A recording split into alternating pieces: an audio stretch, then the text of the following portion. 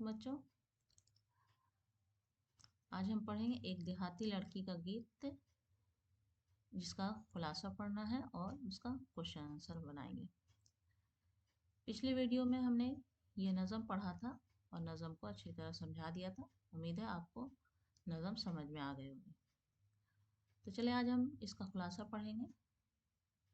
एक देहाती लड़की का गीत। बिस्मिल्लाहिर्रहमानिर्रहीम। एक देहाती लड़की का गीत, जिसके शायर हैं अख्तर शिरानी। ये खुलासा है। नज़म एक देहाती लड़की का गीत अख्तर शिरानी की तहरीर है।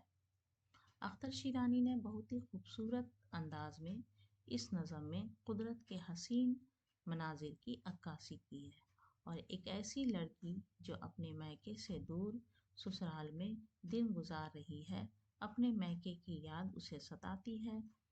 इस जज्बात को उन्होंने बहुत ही खूबसूरती से पेश किया है।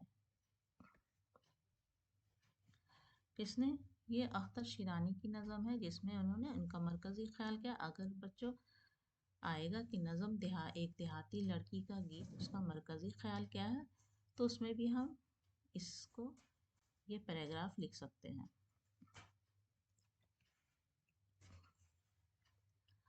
नज़म की इब्तदा यानी शुरुआत वो इस तरह करते हैं कि कोई लड़की गीत गा रही है। आसमान पर बादल छाए हुए हैं, मेघ की बूंदें छम छम बरस रही हैं। ऐसा लगता जैसे सावन की परी कुछ गा रही है। हवा की सरसराहट में उसे कुछ भूली बिसरी बातें याद आती हैं। पुरानी जिंदगी जो बीती हुई है, वो उन्हें याद करके गमगीन हो जाती है। उसे ससुराल में अपने मैके, अपने माँ बाप की यादें सताती हैं। इसलिए उस लड़की की आवाज़ से आह व फगा जाहिर हो रही है, यानी दुख दर्द का एहसास। मंदिर में घंटियां बज रही हैं, चिड़िया अपने घोंसलों से निकलकर चहचहाने लगी हैं। घने जंगल में मंगल का समा है, बकरियां भी में कर रही हैं। गाय बछिया गर्ज सभी सुबह की आमद का ऐलान कर रही हैं। लेकिन इन सब से बेपरवाह वो देहाती लड़की अपने दर्द को गीत में पिरोकर गाए जा रही है। अब यहाँ है, इस नज़म से कुछ यहाँ पर सवाल पूछे गए हैं, उसे हम हल करते हैं। सवाल नंबर 1 है, लड़की के गाते वक्त किस तरह का माहौल था?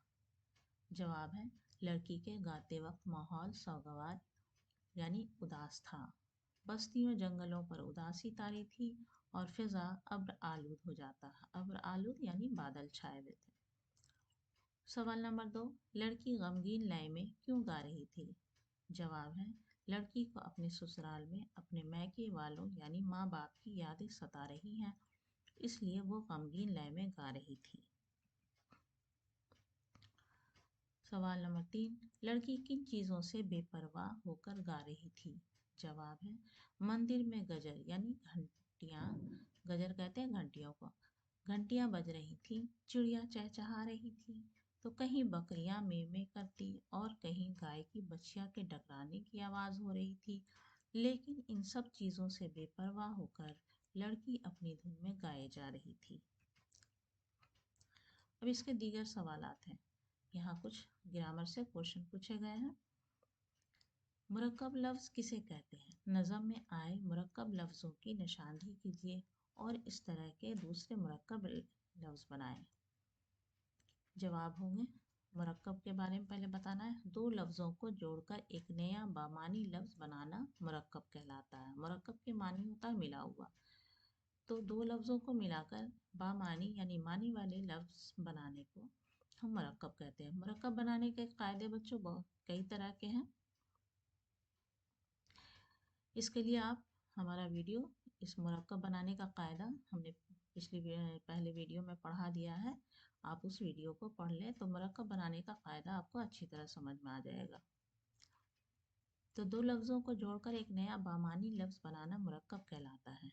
नज़म में एक लफ्ज़ आया है, यानी एक देहाती लड़की का गीत, इस नज़म में एक लफ्ज़ आया मुरक्कब जब ही, जो जब प्लस ही, ये दो लफ्ज़ को जोड़कर बना है। तभी, तभी जोड़कर तभी, अब प्लस ही, अभी, ये मुरक्कब अल्फाज हैं। हुरूफ अतफ किसे कहते हैं? ऐसे मुरक्कब अल्फाज जिसे हम वाव लगाकर दो लफ्ज़ों को जोड़कर बनाते हैं तो ये हुरूफ अतफ कहलाता है। जैसे आह व फगा, आह और फगा इन दोनों लफ्ज़ों को हमने वाव के ज़रिया जोड़ा है। उस्ताद व शागिर्द, उस्ताद शागिर्द को हमने वाव के ज़रिया जोड़ा यहाँ। शोला व शबनम वगैरह, इस तरह के अल्फाज को हम हुरूफ अतफ कहते हैं, जहाँ पर वाव लगाकर हम जोड़ें या और लगा करके भी जोड़ा जाता है तो ऐसे हुरूफ को हम हुरूफ अतफ कहते हैं।